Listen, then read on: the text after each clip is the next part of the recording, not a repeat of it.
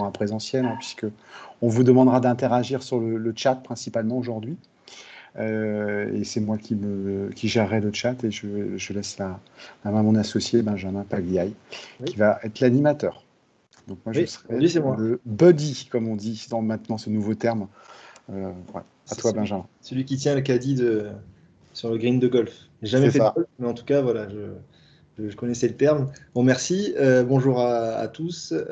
Merci d'être là, à vous qui n'êtes pas en vacances, à vous qui n'êtes pas à la plage, à vous qui peut-être n'avez pas encore mangé, comme moi. Moi, j'ai hâte de déjeuner. En tout cas, voilà, on est là pour le webinaire Décider dans l'incertitude. Alors, on est en plus petit comité que prévu. Donc, l'interaction se fera plus facile, hein. Je vais vous solliciter par le chat, mais n'hésitez pas à demander la parole, à prendre la parole. Si vous avez une question, c'est aussi le lieu. On a l'habitude de le faire quand on est en atelier présentiel, où c'est beaucoup plus interactif que ce qu'on peut avoir en distanciel parfois. Donc là, on va prendre ça comme une chance. On n'est pas si nombreux que ça, donc n'hésitez pas à prendre la parole.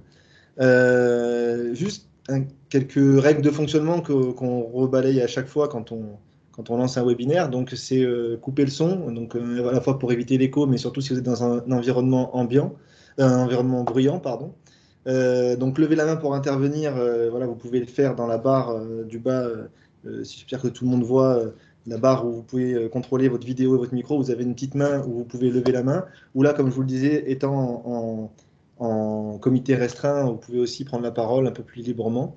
Donc, utilisation du chat, confidentialité des échanges. Encore une fois, ce qui se dit là, ce qui peut être abordé ici reste ici. Alors là, en l'occurrence, c'est enregistré. Donc, si c'est peut-être que ce cadre de fonctionnement ne pourra pas, cette ligne du cadre de fonctionnement ne peut pas être appliquée. Alors, je pense. En tout cas, merci d'être là et donc 100% présent et engagé. Bien sûr qu'on compte sur votre participation et sur l'interaction qu'on va pouvoir générer. Le respect des horaires, ça terminera donc à 14 heures. Et donc j'espère que vous aurez plaisir à partager ce moment avec nous et qu'on pourra vous apporter certaines réponses ou certaines pistes de réflexion. Pour commencer, bon, très simple, basique, juste savoir comment vous vous sentez là dans le chat. Quelle est l'humeur du moment là? Vous arrivez dans ce webinaire, quelle est l'humeur pour vous individuellement? Ok, dans Anestelle, le smile en niveau. C'est pas le gros smile. Hein. À Guillaume, vacances, ok. Yann, très bonne humeur. Guillaume, on bosse quand même. Super, donc voilà. Bon, c'est vrai que le soleil aide. C'est sûr que là, la période estivale, même si on prend moins de vacances, je sais pas pour vous, mais en tout cas, nous, au cabinet, on rogne un peu sur nos vacances hein, du fait de la situation, parce que nos clients ne prennent pas tous des vacances. Mais bon, l'été, la saison estivale, c'est toujours une autre ambiance au travail. Sylvie, elle a le big smile. Donc les objectifs de ce webinaire, donc en gros, alors je vous représente le titre, hein, c'est bien prendre décision, décider dans l'incertitude. Donc on va découvrir ou redécouvrir les notions de risque et d'incertitude, comprendre les pièges et une petite faute de frappe que nous tend notre cerveau, qu'on se tend à nous-mêmes sans s'en apercevoir. Et ensuite, savoir comment on peut contourner ces pièges individuellement et collectivement. Parce que individuellement, c'est une chose. Maintenant, à l'échelle de l'entreprise ou d'un groupe, c'en est une autre. Avant ça, on va rebalayer un petit peu le contexte dans lequel on évolue. Alors, je pense que voilà, vous ignorez pas que le contexte est incertain, du coup, lié au Covid. Hein. C'est une situation qu'on a rarement, personne ne se souvient en fait d'une situation comme celle du Covid. Et en fait, pour toutes les générations de dirigeants d'entreprise, en gros, la vie d'un chef d'entreprise, il y a toujours eu cette incertitude de toute manière. Donc, que ce soit à la fois sur les tendances mondiales, à la fois sur tout ce qui peut être numérisation, nouvelles technologies, des changements géopolitiques, l'évolution des business models. Voilà, ça, c'est des choses à quoi à faire toujours, tout chef d'entreprise. Donc, le chef d'entreprise, par définition, est quand même habitué à naviguer dans ce qu'on va appeler l'incertitude, le nébuleux, où il va essayer de prévoir quand même un minimum. On parle, pour certains, vous avez déjà dû entendre ce terme-là, on parle d'un environnement VUCA, l'environnement volatile, incertain, et dû au fait que tout évolue très vite et qu'on est dans un environnement très complexe. Mais aujourd'hui, il y a des futurologues, c'est-à-dire qu'il y a des gens qui sont futurologues, j'ai découvert ça il n'y a pas longtemps, qui donc ont déclaré que même l'accélération s'accélérait. Donc là, ça commence à faire réfléchir parce qu'il faut savoir que quand même, on avait des niveaux d'innovation, on atteignait quand même des vitesses d'innovation enfin, qui étaient exponentielles depuis les 10 dernières années, notamment grâce au digital, à l'Internet et aux nouvelles technologies. Et il faut savoir aussi que avec ce qui vient de nous arriver, le fait qu'on bascule de manière assez brutale dans le distanciel, et donc dans le tout digital sur notre poste de travail, pour la plupart des gens qui ont été en télétravail, ça a encore accéléré la transformation culturelle cette fois-ci, c'est-à-dire qu'on a fait sauter toutes les barrières, toutes les croyances qui disaient c'était pas possible, non, le digital, moi je veux pas y aller. On a fait sauter tout ça parce qu'on était obligé. Et en fait, les futurologues, donc les gens qui travaillent sur les transformations culturelles, estiment qu'on a gagné en 2 mois, 2 mois et demi, on a gagné 7 ans de transformation culturelle. C'est assez énorme, d'où la conclusion de même les accélérations s'accélèrent. Je vais En revanche, juste compléter sur un point. Il y a une étude de Forbes qui est sortie, qui plébiscite l'accélération, comme le dit Benjamin, des transformations digitales dans les entreprises. Et c'est plébiscité par 80% des managers et 73% des salariés. Voilà, je vais juste compléter ce point-là. merci. Et du coup, alors pour reprendre, je parlais des questions que peuvent se poser les entrepreneurs. Vous en posez sûrement beaucoup, comme nous. Mais aujourd'hui, en fait, il y a plus de questions que de réponses. Les réponses sont rares, voire inexistantes. Et c'est des questions que, en fait, la pandémie de la Covid-19, puisque j'ai appris aussi qu'on disait la Covid-19 maintenant, c'est le coronavirus, mais la Covid-19. Donc c'est en train de modifier, si ce n'est pas déjà fait, notre conception collective qu'on peut avoir de l'incertitude. Et personne ne se souvient en fait d'un événement comme la Covid-19. Au cours du dernier siècle, c'est pas arrivé. Alors, oui, la grippe espagnole, mais on n'était pas dans les mêmes conditions. Il y a des questions aujourd'hui qui se posent qui sont ouais, quelles seront les conséquences de la pandémie sur la santé mondiale, à court, moyen et long terme, en fonction des actions qu'on va mettre en œuvre, quels impacts pour mon activité, est-ce que globalement, à l'échelle mondiale, on va réussir à aplatir cette courbe, la courbe des contaminations. Finalement, quelle incidence la crise va avoir sur les relations entre différents pays, donc là, des impacts géopolitiques. Quel impact ça va avoir sur les marchés aussi, les marchés privés, les marchés publics. Et en gros, comment tous ces changements-là vont impacter notre activité et vont peut-être aussi faire la place encore plus belle qu'elle n'est aujourd'hui aux nouvelles technologies. Donc ça, c'est des choses qu'on ne maîtrise pas et auxquelles on n'a pas les réponses aujourd'hui. Et vous voyez, aujourd'hui, vous reprenez vos activités et vous êtes dans cette incertitude-là. Vous ne savez pas, euh, même le second semestre, en gros, on essaie de reprévoir des choses avec le peu de certitude qu'on a, mais à tout moment, il peut se passer encore un confinement, je ne pense pas, mais peut-être des interdictions de regroupement, voilà, des nouvelles choses qui vont arriver avec un virus qui mute encore. Ça, c'est des choses qu'on ne maîtrise pas. Donc là, plus que jamais, on est face à cette incertitude-là. Donc en gros, c'est que face à ce contexte-là, il n'y a aucune stratégie qui s'en sortira parfaitement indemne.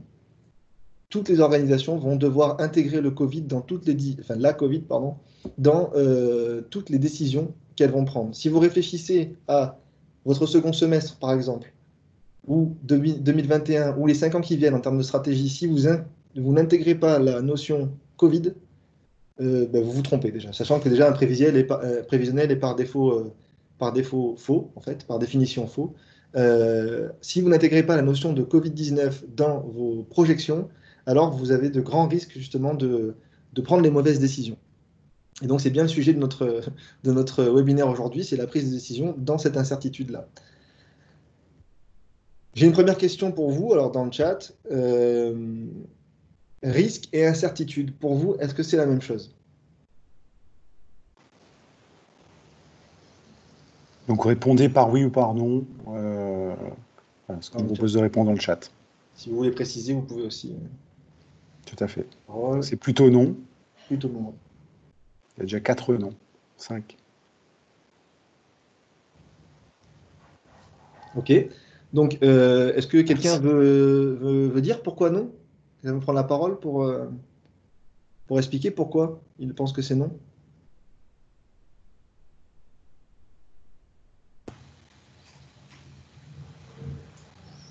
Moi, de prime abord, après c'est une question vraiment de langage, mais l'incertitude est plus liée à l'environnement et à un aspect externe, donc d'influence, tandis que le risque, voilà, je conçois plus l'analyse des risques au niveau interne de l'entreprise.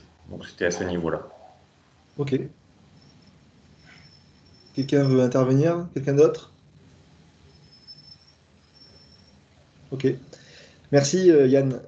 Donc en effet, risque, c'est pas la même chose que incertitude. En tout cas, on va le définir. Euh, dans l'incertitude, il y a du risque, c'est sûr, mais ce n'est pas la même définition.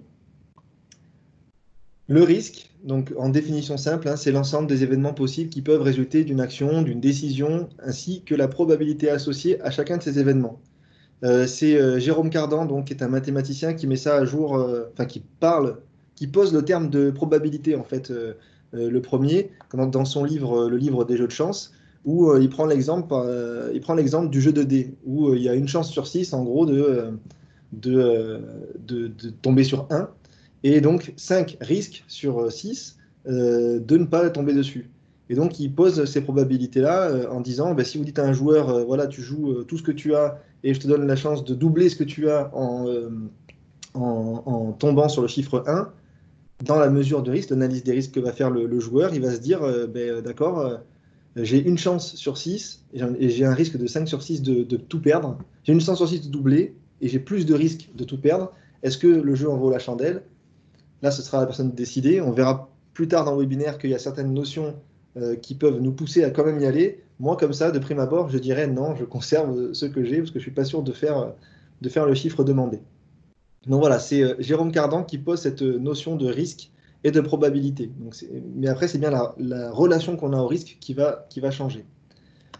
Donc la notion de risque et probabilité fait son chemin, ça avance. Il y a même Blaise Pascal qui s'en empare à un moment donné. Et pour arriver à Frank Knight, qui, économiste, introduit la différenciation donc, entre risque et incertitude. Lui, il part de l'observation que nos connaissances sont souvent largement insuffisantes pour déterminer les probabilités des différents événements possibles. Il reprend l'exemple du dé et il dit oui, mais quand je lance mon dé, je ne sais pas si finalement les phases du dé sont toutes égales, s'il n'y en a pas une qui est un peu en biais, qui va du coup jouer sur le numéro sur lequel ça va tomber. Donc en gros, il y a des choses qu'on ne maîtrise pas. Le coup de vent qui tombe au mauvais moment, c'est l'histoire aussi de l'archer hein, qui fait le geste parfait quand il vise sa cible, et hop, il n'avait pas prévu qu'il y ait une rafale de vent entre les deux, et il devait toucher le centre, et finalement, il touche l'extrémité de la cible. C'est la part d'incertitude entre la cible et le moment où il lâche la flèche.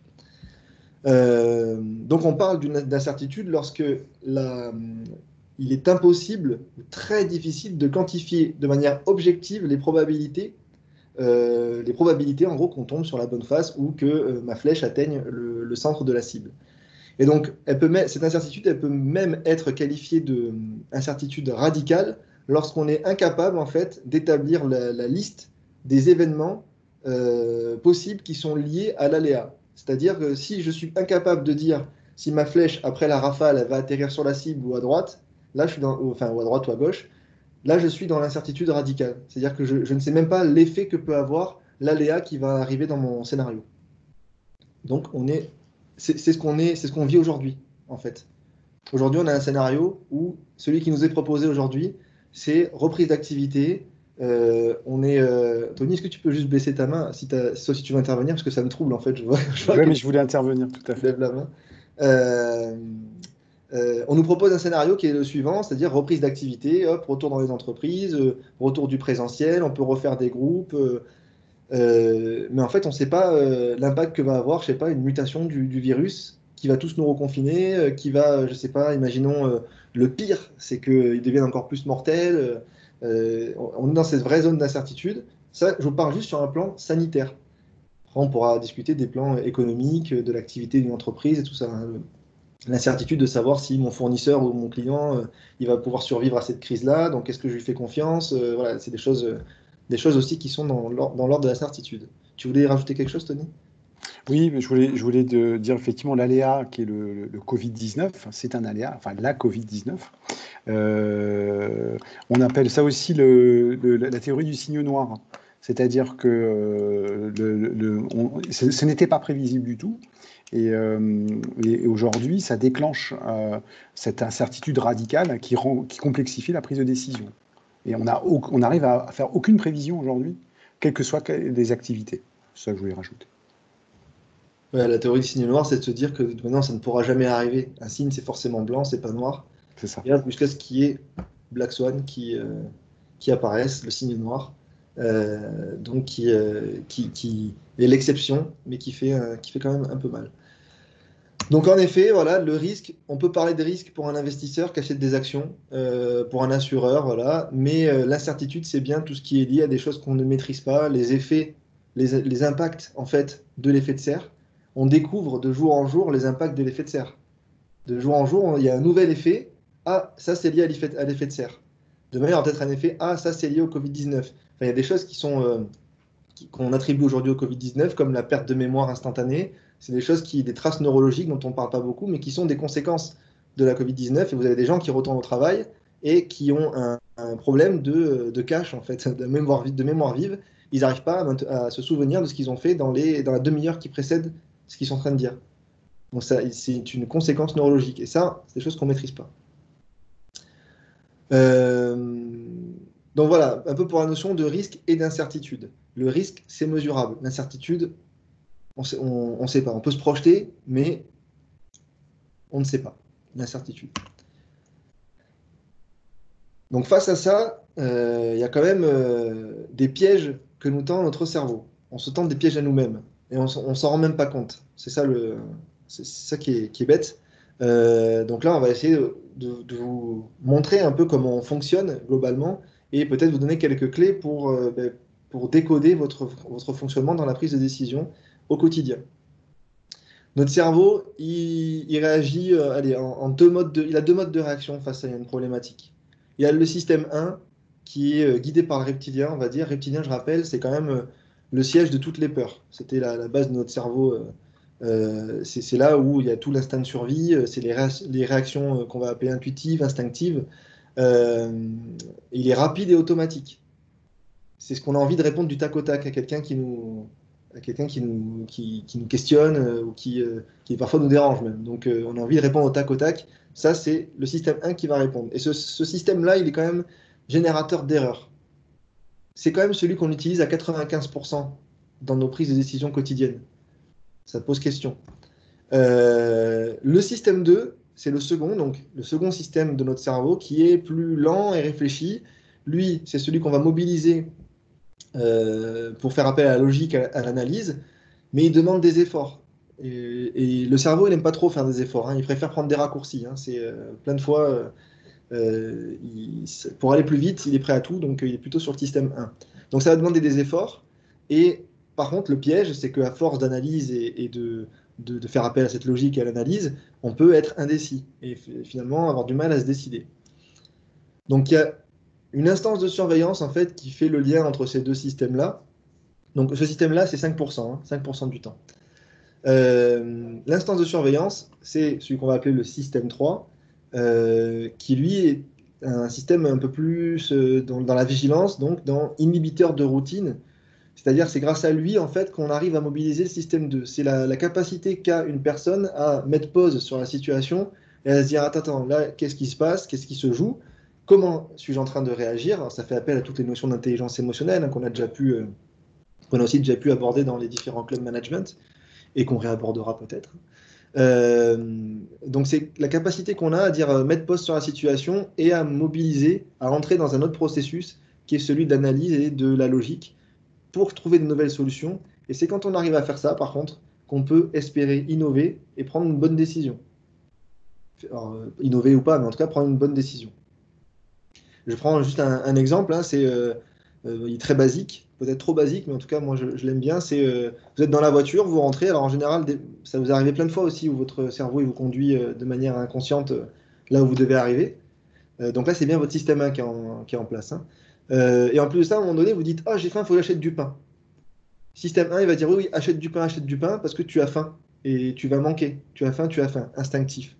Euh, et le système 3 va dire, hop, hop, hop, attends. Là, pause, temps mort. Est-ce qu'il nous reste du pain à la maison? Combien de temps tu as pour aller à la boulangerie, pour aller chercher tes enfants? Je dis une bêtise. Enfin, ça sent le vécu, mais c'est combien de temps j'ai pour aller à la boulangerie et chercher mes enfants? Ça, c'est bien le système 3 qui me permet de basculer sur ce système 2 et de prendre du coup la bonne décision. Parce que si je réagis en système 1, je vais à la boulangerie, j'achète du pain et j'oublie mes enfants. Voilà. Exemple basique, mais que je trouve parlant. Donc partez du principe qu'en tout cas, face à une situation, vous êtes biaisé. Enfin, vous vous biaisez vraiment tout seul. Il y a un vrai enjeu pour cette prise de décision, pour avoir une prise de décision éclairée dans l'incertitude, c'est identifier, c'est une chose, et contourner nos biais cognitifs. Je dis nos biais cognitifs bien aimés parce qu'on les a avec nous depuis longtemps, depuis l'éducation, depuis nos parents, voilà, et puis ils vont avec nous partout, on les emmène partout. Donc, il faut savoir qu'il en existe plus de 180 biais cognitifs. Et donc, c'est bien, les biais cognitifs, c'est les pièges dans lesquels nous fait tomber notre cerveau. Ce sont les modèles mentaux dans lesquels on est depuis qu'on est petit et ce qui nous amène à interpréter le monde à notre manière, en fait, à travers nos croyances, à travers nos certitudes, nos filtres, les stéréotypes, les préjugés.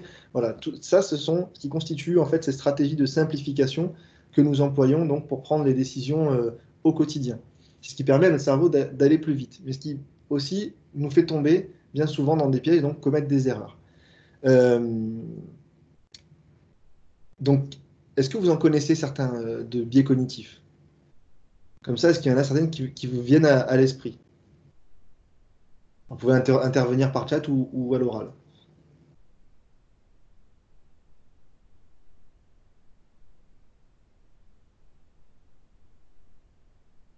Non, vous n'en connaissez pas? Oui.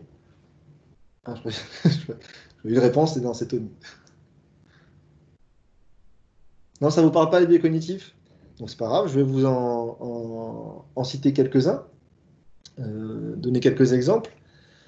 Il y a une Estelle qui souhaite. Ah, Estelle, je n'avais pas vu, pardon. Allez-y. Oui, il me semble qu'effectivement, par exemple, un biais cognitif, par exemple, le biais de confiance. Si quelqu'un à qui on a habituellement confiance nous suggère quelque chose, on va automatiquement, effectivement, le croire et suivre son conseil, alors il peut être mauvais à ce moment-là. Il me semble que ça, c'est un biais cognitif. Ça en fait partie. Ça en fait partie. Et il y a aussi un autre, avec la confiance, il y a le biais en gros, c'est l'excès de confiance en soi. C'est que on vous demande quelque chose, vous savez le faire, vous dites oui, oui, c'est bon, je le ferai. Et en fait, du coup, vous préparez rien parce que vous savez le faire. Et en fait, vous vous rendez compte à peu de temps de l'échéance que finalement, il y a beaucoup de choses à préparer et que vous maîtrisez peut-être pas. Voilà. Mais en effet, le biais de confiance, d'attribuer a priori confiance à une personne et en plus se dire que ce qu'elle dit, c'est forcément juste, ça fait partie des biais aussi. Merci Estelle, Anne-Estelle, pardon. Donc quelques biais à connaître. Donc il y a celui que vous avez cité. Ceux qui vont aussi jouer un grand rôle dans la décision, dans la prise de décision, c'est ceux qu'on vous a mis là plus particulièrement. Comme je vous l'ai dit, il en existe plus de 180. Donc c'est vraiment, j'en ai mis 5, c'est une petite liste, hein. Donc il y a le biais d'ancrage. Le biais d'ancrage, en gros, c'est utiliser comme point d'ancrage la première information que vous avez sur un phénomène, sur une situation. Et ensuite, vous allez juger toutes les autres situations au regard de cette première information. Exemple, les masques, c'est pas utile. Et ensuite, quand on vient nous dire que c'est utile et tout ça, enfin, plus on avance dans le temps, plus on dit que c'est utile, on vient juger ces informations au regard de la première information qu'on avait, qui était les masques, c'est pas utile, et on vient du coup être sceptique quant à l'information qui nous est donnée sur la nécessité de porter des masques. Donc ça, c'est un biais d'ancrage. Alors je vous laisse imaginer dans une prise de décision stratégique l'impact que ça peut avoir si le port du masque était une décision stratégique, quoi qu'elle puisse l'être. Ça peut être désastreux. Le biais de conformité. Le biais de conformité, en gros, c'est un peu. Alors, je sais plus qui c'est qui disait ça, mais qui disait, en gros, c'est quand les individus sont le plus libres qu'ils commencent à s'imiter, finalement. En gros, c'est quand un individu qui est pas certain de comment il doit agir, il se met à copier les autres. Je sais pas si vous connaissez l'histoire des. Bon, après, c'est en lien aussi avec d'autres notions, mais l'histoire des singes qui sont dans un enclos à qui on apprend à pas manger de bananes.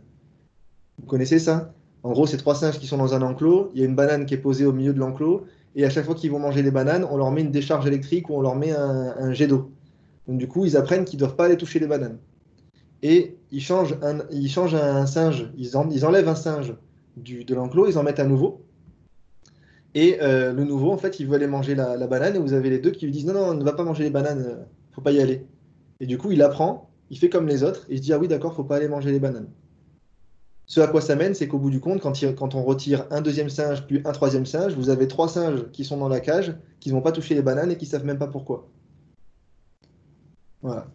C'est pour tout ça parce qu'on fait comme les autres. C'est aussi en lien avec l'impuissance apprise, ça. Il y a une question, Benjamin, de Guillaume, qui dit c'est super, mais a-t-on le temps de les analyser dans un monde qui court? Alors moi, je vais vous répondre que oui, on a le temps. Ça va dépendre de votre capacité vraiment à mettre pause sur ce qui se passe sur le moment présent. Ça fait appel à d'autres notions qu'on voit juste après, j'y reviens. Mais individuellement, il y a des ingrédients, il y a des techniques qui peuvent vous permettre de les identifier, en fait, de mettre pause et de voir, d'analyser comment vous réagissez par rapport à une situation. Pour aller dans l'extrême de la chose, je vais vous dire que oui, c'est possible. Il suffit de suivre une psychothérapie en développement personnel et vous allez comprendre comment vous allez fonctionner. C'est un moyen, voilà. Mais bon, vous n'avez peut-être pas envie d'y aller, d'y consacrer autant de temps, même si c'est très intéressant. Un autre biais, c'est le biais de focus. Le biais de focus, c'est la tendance qu'on a à enlever en fait tout ce qui nous gêne dans une réflexion et de focaliser sur un seul aspect de la problématique et de manière arbitraire en plus. Euh, de manière, il y a Guillaume qui a interagi encore. Il vaut mieux prendre le temps de réagir. On va en parler juste après, Guillaume. Je veux bien que vous preniez la parole juste après. Je disais, le mot de focus, c'est que de manière arbitraire, vous avez considéré que tel pan de la problématique était plus important. Et donc, du coup, vous vous coupez de toute une partie de la problématique. On donne trop d'importance à certains facteurs qui, peut-être, ne sont pas aussi importants qu'on le pense. Le biais de confirmation, en gros, c'est prêter attention à toute nouvelle information qui va venir confirmer votre point de vue. C'est super beau les voitures rouges, je veux une voiture rouge, et d'un coup vous allez voir que vous allez apercevoir que des voitures rouges dans la rue. Je veux telle voiture, vous allez voir que tout le monde l'a. Quand vous faites attention à une chose, vous allez avoir ce biais de confirmation, c'est vraiment le biais le biais de confirmation, c'est en général celui où le plus de personnes fait ah ouais, c'est vrai, c'est vrai. C'est quand je voulais telle voiture, mais j'ai vu que tout le monde l'avait. Ou alors quand une femme, elle est enceinte, d'un coup pour elle, toutes les femmes autour d'elle sont enceintes, parce qu'elle fait attention à ça. Donc c'est le biais de confirmation qui s'exprime à ce moment-là.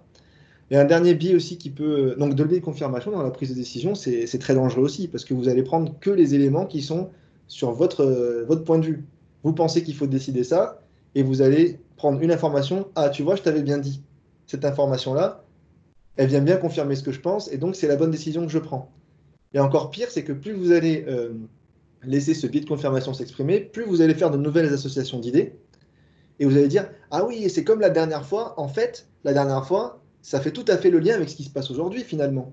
Et vous allez recréer des liens comme ça et vous conforter donc dans votre point de vue. Dernier biais que je voulais vous présenter là, c'est le biais d'autorité qui est quand même bien présent, c'est la tendance à obéir aux figures d'autorité, alors papa, maman ou alors chef d'entreprise, même lorsque la légitimité n'est pas forcément et peut être questionnée, voilà. Vous avez tendance à dire, bon, ok, bah, si le chef l'a dit, ou alors si la figure d'autorité l'a dit, alors je fais. Donc là, en termes de prise de décision, on est proche du zéro. La décision, ça va être de suivre l'autorité, voilà, de ne pas remettre en question ça.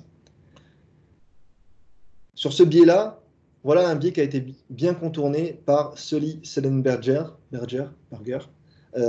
excusez-moi. Vous devez connaître, vous avez peut-être tous vu le film, et puis vous devez connaître donc, ce qui s'est passé sur ce vol 1549 de US Airways. Il y a une volée d'oiseaux donc, qui décolle de New York, je crois, une volée d'oiseaux qui rentre dans les moteurs, et là le pilote fait appel donc, au tour de contrôle pour signaler le problème. Et les gens qui sont à la tour de contrôle lui disent que selon les simulations qu'ils ont eux là-bas au sol, selon les simulations, il peut aller se poser sur deux aéroports voisins, je crois. Voilà. Mais eux, ils ne sont pas dans le cockpit. Et vous avez donc Sully qui est dans le cockpit et qui, avec les informations qu'il a, fait preuve de sérénité. Donc là, il y a un gros travail sur. Après, les pilotes d'avion sont formés à ça. Donc ça répond un petit peu à la question de Guillaume aussi. C'est la capacité à se dire comment Sully n'a pas réagi en système 1, qui aurait été d'écouter son biais d'autorité et de dire ok, d'accord, la tour de contrôle m'a dit ça, alors j'y vais. Sully, il a dit non, il a mis pause, il a dit quels indicateurs j'ai moi dans le moment présent, là où je suis dans le cockpit et où une décision importante, stratégique s'impose, parce que j'ai 155 personnes qui sont dans mon avion et si je prends la mauvaise décision, ben, je perds les 155 personnes et je perds la vie. Il a donc, dans la sérénité, avec son copilote, en consultant, en se documentant, entre guillemets, je dis documenter parce que c'est un terme sur lequel je vais revenir, avec son cockpit, il a décidé donc de se poser sur l'Hudson. Et finalement, c'était le bon choix parce que toutes les études qui ont été menées après prouvent qu'il ne serait jamais arrivé aux deux aéroports que la tour de contrôle lui demandait. Donc là, le fait d'avoir contourné ce biais d'autorité, et du coup, ça a sauvé 155 personnes. Quoi, une décision. Et il était dans la certitude complète, par contre. Est-ce que vous avez des réactions à ce niveau? Des questions?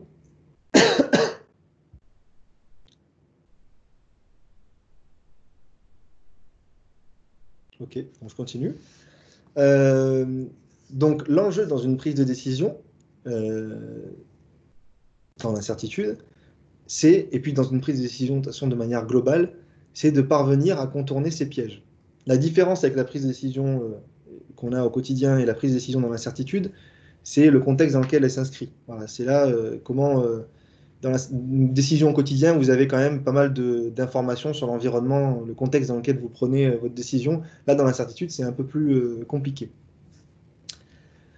Une autre définition qui a été faite de l'incertitude, c'est Donald Rumsfeld, qui est un ancien secrétaire de la défense aux États-Unis, qui, en parlant du manque de preuves associant le gouvernement irakien à la fourniture d'armes de destruction massive là, à des groupes terroristes, là, il parle des notions de pardon, connus, les connus, les inconnus, connus, et les inconnus, inconnus. Voilà, je vous laisse avec ça. Donc, accepter l'incertitude signifie savoir ce que l'on sait, savoir ce que l'on ne sait pas, et ce que l'on ne peut pas savoir, et pouvoir faire la différence entre les deux. Donc lui, voilà, c'était une nouvelle définition de l'incertitude qui me semblait intéressante. J'ai une question pour vous, là, à ce stade, dans le contexte dans lequel on est, et puis là, on est quel jour? On est le 8, en ce 8 juillet, à quelle situation d'incertitude vous faites face managérialement aujourd'hui, ou plus globalement? En tout cas, à quel type d'incertitude vous faites face? Vous pouvez répondre dans le chat ou prendre la parole.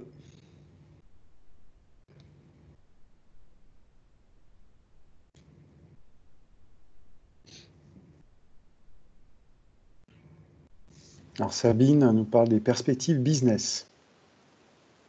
Ouais. S'il y a une précision, Sabine, vous pouvez prendre la parole juste pour dire une précision par rapport à quelle incertitude par rapport à ces perspectives business, c'est le chiffre d'affaires.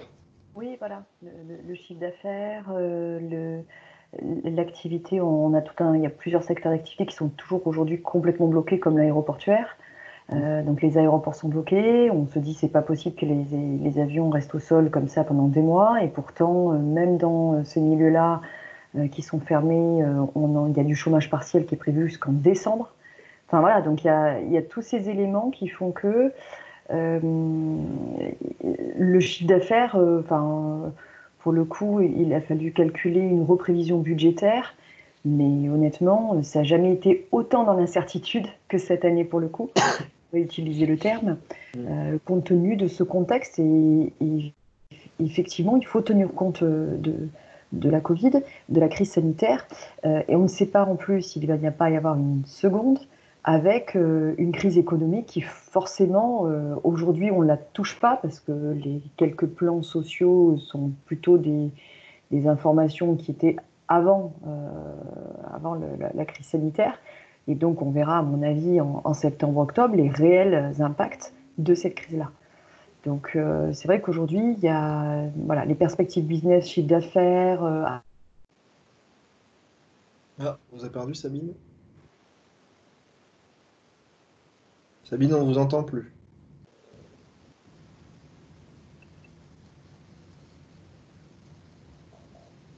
Donc là, on était dans l'incertitude de la connexion. Oui, ça y est. C'est bon? Ouais. Ah, super.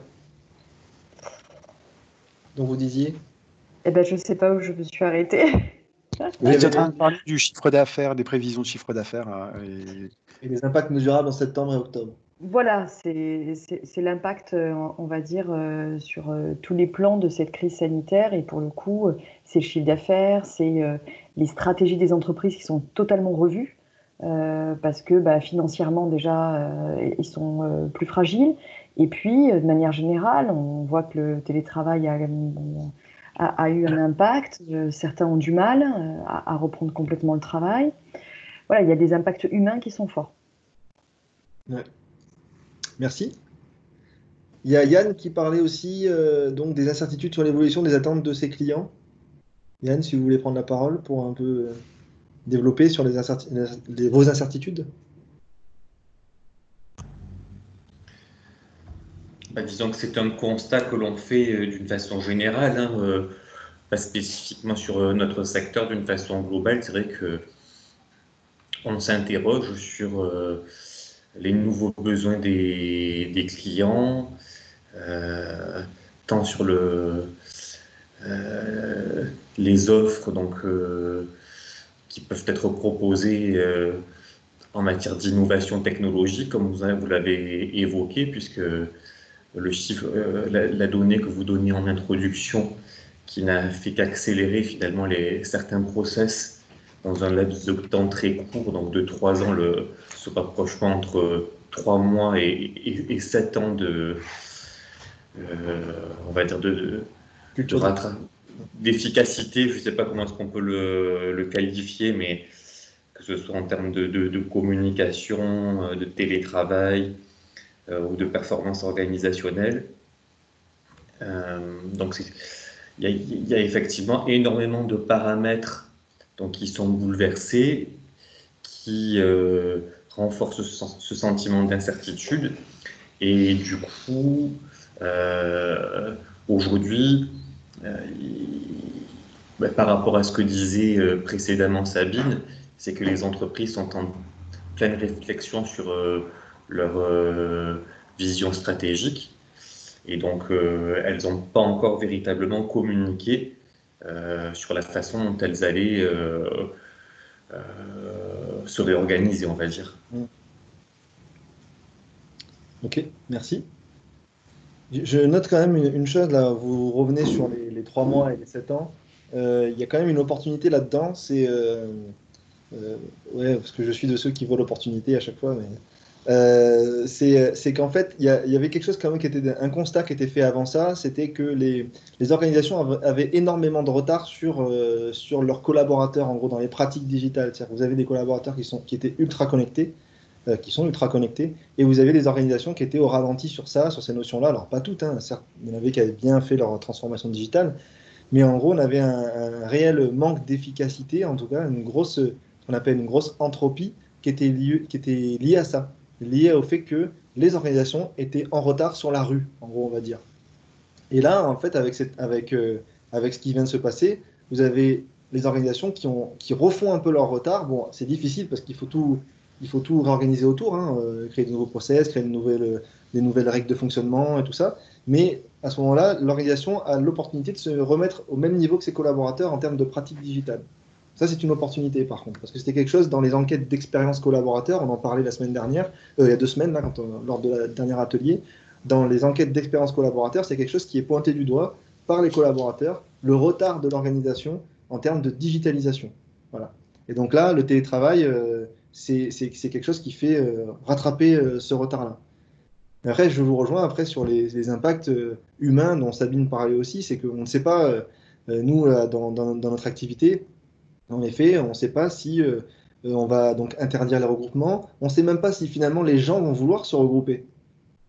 Est-ce que les gens, on leur dit, bah, venez, vous êtes à 10, on fait ou une vingtaine, alors une centaine, n'en parlons pas, mais sur un séminaire, une formation, un coaching d'équipe, venez. Et peut-être qu'il y en a 2 ou 3 qui vont dire, non, non, moi je viens pas parce que je me mêle pas à la foule. Voilà. Donc ça, c'est des réactions qu'on peut pas trop prévoir. C'est aussi, ça me fait réagir aussi, hein, Benjamin. Les questions, effectivement, sur les prévisions de chiffre d'affaires, on voit qu'aujourd'hui, dans de nombreux secteurs d'activité, vous citiez tout à l'heure l'aviation, aucune prévision quasiment n'est fiable aujourd'hui. Et ça augmente pour le coup l'incertitude. Et c'est vrai que les débuts de réponse, en tout cas, on se rend compte qu'il y a des re-questionnements de fond stratégiques sur les modèles économiques, ce qui rejoint le deuxième point que vous avez évoqué sur les besoins des clients. Et une des cités qu'on voit, nous, parce qu'on se l'est appliqué à nous-mêmes et on l'applique auprès d'entreprises qu'on accompagne, hein, ça c'est vraiment du retour d'expérience là, tout chaud des dernières semaines, c'est qu'on est en train de repenser des business models économiques. Je prends l'exemple d'une business school qu'on accompagne. Le fait de pouvoir avoir fait des cours à distance avec des intervenants qui ne pouvaient pas faire venir en présentiel, repensent complètement leur business model pour dire on va délivrer du à distance avec des intervenants de qualité qu'on ne pouvait pas faire venir sur site, sur tous les sites. Voilà, je cite cet exemple-là, et qui rejoint un peu les deux problématiques que vous citez. Et donc, ça, voilà, ce que tu dis là, Tony, c'est que le défi, l'enjeu pour les chefs d'entreprise ou même pour les organisations ou pour les États, c'est de trouver des solutions. Donc, c'est prendre des décisions, alors qu'ils peuvent soit minimiser les impacts ou alors carrément partir sur un nouveau champ d'activité, ouvrir une nouvelle branche à laquelle on n'avait pas pensé jusqu'ici. Maintenant, quand vous êtes chef d'entreprise ou manager et que vous êtes la tête dans le guidon, un peu donc comme Guillaume dit, il est important de pouvoir réagir. On a plutôt tendance justement à réagir comme ça à chaud en système 1 et à pas se donner ne serait-ce qu'un peu de temps. Parfois, vous savez en fait combien de temps met par exemple l'émotion qui surgit pour se transformer en une idée un peu plus rationnelle. 7 secondes. Il lui faut 7 secondes. C'est l'histoire de tourner 7 fois sa langue dans sa bouche avant de parler. Donc c'est la capacité que va avoir la personne à se retenir d'insulter la personne pour finalement lui dire avec diplomatie qu'elle l'a dérangé, de manière plus posée, plus réfléchie. Voilà. Et c'est la même chose en fait dans les prises de décision qui sont importantes. Individuellement, il y a un travail à faire parce que la prise de décision, forcément, il y a un travail individuel. Ce qu'il faut avoir en conscience, c'est que vous entrez vraiment dans un processus. Il faut que vous entriez dans un processus de décision et pas dans une décision à chaud comme ça où je réagis du tac au tac. Il y a 95% de chances que ce soit, ou de risque du coup, que ce soit la mauvaise décision, le fait de réagir comme ça. Donc il y a le piège de l'urgence. Parfois il est urgent de rien faire en fait. Il est urgent de ne rien bouger et de prendre un petit peu de temps pour la réflexion. Alors après, selon l'enjeu, c'est plus ou moins de temps, hein, bien sûr, on est d'accord avec ça. Hein, je ne précise pas la notion de temps ici. Il est important d'être curieux, comme ce lit l'a été, en n'écoutant pas bêtement les infos de la tour de contrôle qui lui étaient données. Il a été curieux, il s'est documenté, donc comme je vous disais, il a regardé tous ses indicateurs. Et il a regardé tout ce qu'il pouvait faire, lui, dans l'instant présent, là, avec tout ce qu'il avait à portée de main. Il a aussi, je ne sais pas si vous avez vu le film, mais il demande souvent comment se comportent les gens dans le cockpit. Donc en gros, il observe ce qui l'entoure. Et donc là, l'objet ici, c'est d'adopter la pensée divergente, c'est-à-dire de sortir de ce biais de focalisation pour aller voir autre chose. Là, encore une fois, vous contournez un biais, le biais de focalisation. Occupez votre esprit à autre chose. Ça, je ne sais pas le nombre de fois où ça vous est arrivé, mais quand vous focalisez, là on est encore sur ce biais de focalisation, focalisez sur un sujet, c'est quand vous êtes parti jardiner ou couper du bois ou vous occuper des enfants, jouer au foot, que quand vous êtes sorti de là, ou juste un aller-retour aux toilettes, parfois ça suffit à revenir et dire oh, j'ai une idée. Et donc l'émergence, elle se produit ici. C'est aussi un moment en fait, où on peut aussi lutter contre le biais d'ancrage, donc, dont je parle ici. C'est que plus vous allez voir autre chose, plus vous allez remettre en question la première information que vous aviez. Plus vous documentez, moins vous êtes sujet à vos biais. Et donc voilà, pour terminer, observez votre environnement. Donc individuellement, il y a vraiment ce travail-là à faire. Et en effet, ça demande que individuellement, vous ayez la capacité à appuyer sur le bouton pause. Et ça, alors ça, je le dis pour Guillaume, du coup, j'en parle pas ici parce que c'est d'autres sujets qu'on aborde dans d'autres thématiques de club. Il y a quelque chose qui s'est énormément répandu aujourd'hui dans le monde du management et des affaires, on va dire, pour pouvoir justement prendre des bonnes décisions sous stress. C'est tout ce qui est les techniques de méditation de pleine conscience. C'est-à-dire de pouvoir identifier le moment présent, qu'est-ce qui se passe en moi. C'est vraiment un travail d'introspection. C'est pas une méditation à but de je me sens mieux. C'est vraiment une méditation qui a pour but de capter vos mécanismes, enfin, vos réactions en fait.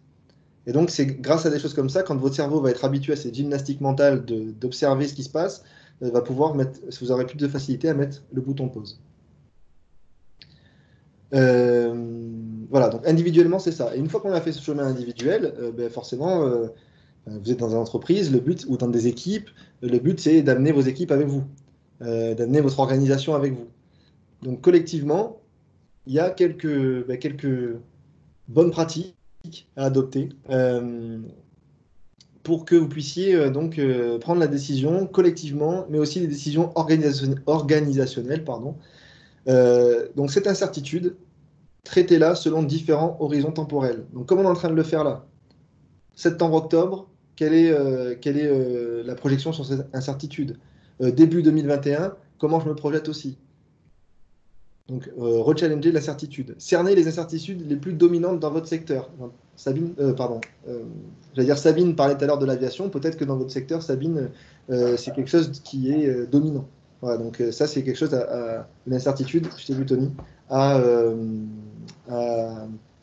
explorer plus que les autres, quoi. Tony, vas-y. Oui, ce que je voulais dire, c'était en complément, c'est qu'aujourd'hui, ce qu'on incite vraiment, c'est de scénariser. C'est-à-dire qu'il faut faire plusieurs scénarios pour, on dit après, mais face à la situation, il faut étudier les différentes possibilités. Je prends notre cas. Aujourd'hui, notre activité, on a digitalisé une grande partie de nos activités. On l'avait déjà commencé avant, parce que c'est long à faire quand même. Ça ne se fait pas du jour au lendemain, c'est ce que je veux dire. Mais on a imaginé plusieurs scénarios en se disant, est-ce que demain, on n'aura que du présentiel? Donc, il va se passer ça. Si demain, il y a de nouveau du reconfinement partiel, ça veut dire qu'il va falloir marier à la fois du présentiel et du distanciel. Et si on reconfine complètement, que fait-on si on fait que du distanciel? Voilà, appliqué à notre activité. Et en fonction de ça, on fait des projections de scénarios, de chiffres d'affaires et de besoins derrière. Et la notion de scénario est très, très importante. Mais pour la réalisation de ces scénarios-là, il est très riche aussi de rechercher des points de vue différents. Parce que vous n'allez pas faire les mêmes scénarios tout seul qu'en collectif. Vous allez avoir des nouvelles données qui vont vous arriver auxquelles vous n'aviez pas pensé. Et ensuite, donc, pour terminer par finalement faire le choix du scénario choisi et ensuite les plans A et B que vous auriez et organiser la surveillance. Ça, c'est les grandes étapes, on va dire, de pouvoir prendre une décision collective, pour pouvoir prendre une bonne décision collective. Nous, ça, on l'englobe, parce que vous savez qu'on travaille sur l'intelligence collective et l'innovation managériale, et pour répondre à ces obligations, on va dire, pour la prise de décision collective, nous, on travaille avec une méthode qui mobilise l'intelligence collective. C'est celle du design thinking. Pour ceux qui connaissent, bon, je ne vais pas m'étendre sur le sujet, c'est pas ça. Mais en tout cas, c'est vraiment dans cette méthode des étapes bien définies pour rentrer en immersion, en exploration sur la problématique qu'on est en train de traiter, prendre des décisions, brainstormer donc dans l'idéation, savoir ce que ça pourrait être, pour finalement aller rapidement vers du prototypage et de l'implémentation, en tout cas du test. Et donc là, je réponds aussi à la croyance qui est de dire on perd du temps avec ce genre de méthode. Moi, j'aurais plutôt tendance à vous dire que vous en gagnez. parce que vous êtes plutôt dans le faire que dans le réfléchir. Et quand vous allez réfléchir, trop théoriser, en fait, finalement, vous allez théoriser peut-être 3 mois sur un truc que vous allez pondre pour répondre à la problématique. Vous allez prendre une décision donc de créer un nouveau produit, par exemple, et le produit, il arrive sur les étalages, dans votre offre en tout cas, et il ne correspond pas du tout, il est défectueux. Et bon, pour revenir sur les étapes de conception, ça va être coûteux en temps et en budget. Alors que les méthodes là qui mobilisent l'intelligence collective et qui sont des vraies méthodes d'innovation et de prise de décision, on observe un gain de temps et en gros d'efficacité, d'efficience budgétaire, de budget euro et budget temps. Voilà. Et le fait de pouvoir prototyper, tester et revenir très rapidement à la modification de nos idées, d'un produit, d'une idée, d'un projet, c'est quelque chose qui est très apprécié du coup des organisations qu'on peut accompagner sous ce format-là. Et cette approche-là, elle relève 5 défis en fait, parce que dans les décisions que vous avez à prendre aujourd'hui, managérialement, vous avez quand même, je parle de décisions collectives, hein, il y a quand même des défis à ne pas oublier, parce que ça peut avoir des impacts pour la suite. Si vous prenez vos décisions seules dans votre coin et qu'en plus elles sont pas elles sont pas porteuses, on va dire, ce sont peut-être des mauvaises décisions, parce que vous étiez en système 1, imaginons. Il faut pouvoir se dire que ben voilà, comment je mobilise toutes les forces de mon entreprise, de mon équipe, de mon collectif, pour aller vers la bonne décision, celle qui fait sens aux yeux de tout le monde, et peut-être celle qui aura fait naître un nouveau projet, une innovation. Peut-être qu'on n'aura plus besoin de l'avion, on passera par un autre moyen de transport. Je dis une bêtise, hein. Mais donc voilà, il y a vraiment un enjeu de favoriser donc tout ce qui est intelligence collective et empowerment, libérer la créativité, parce que c'est dans ces moments-là où il y a cette notion d'urgence dont je parlais tout à l'heure, qui est très importante pour mobiliser les collectifs autour d'une situation. Je vous invite d'ailleurs à lire le livre de John Kotter, si vous voulez, qui s'appelle Panique sur la banquise, qui fait bien, c'est sur la conduite du changement, mais qui justement positionne bien la notion d'urgence dans la capacité qu'a un collectif à se saisir de l'urgence pour réagir. Donc voilà, donc ces défis-là, faut pas les oublier dans les processus que vous allez mettre en place dans vos organisations pour prendre de nouvelles décisions ou aller sur de nouveaux projets. Parce que ce qui est visé derrière tout ça, et je terminerai avec ça puisqu'il est 14 h, il me semble, voilà. J'ai mon gardien du temps qui m'a fait signe, Tony, merci. Mais on est dans les temps puisque je terminerai avec ça. En gros, ce qui est visé par les décisions que vous allez prendre aujourd'hui, collectivement, mais aussi individuellement, c'est bien, on en parle beaucoup, la résilience, la capacité de résilience que vous allez avoir, elle est individuelle, comme on en parlait, elle est collective et organisationnelle. Donc, c'est quelle capacité vous allez avoir à rebondir depuis la situation actuelle et à vous adapter à la situation à venir. Et pour ça, les décisions que vous allez prendre aujourd'hui vont grandement jouer leur rôle. Donc voilà, il est 14 h, le webinaire prend fin. Si vous avez des questions, n'hésitez pas. Et sinon, je vous souhaite un bon été. Avec Tony, on vous souhaite un bon été. Et puis merci d'avoir assisté du coup à ces e-club management. Pour nous, ça a été, comme c'est déjà un plaisir en présentiel, c'est toujours même à distance. Et puis voilà, on espère vous retrouver à la rentrée selon les programmes qui vous seront transmis de toute manière. Voilà. Bon, vous avez des petits messages de remerciement. Donc, merci à vous, Tony et Benjamin. Voilà, merci beaucoup. Merci à tous. Très merci pour votre participation. Merci Benjamin, bel été. Merci. Voilà, on se souhaite de bonnes vacances et puis on se retrouve soit le 21 juillet au soir, soit le 4 septembre. Voilà. Merci à tous. Merci. Bon après-midi. Bon après-midi. À très vite. Au revoir. Et puis surtout, likez, suivez-nous sur les réseaux sociaux.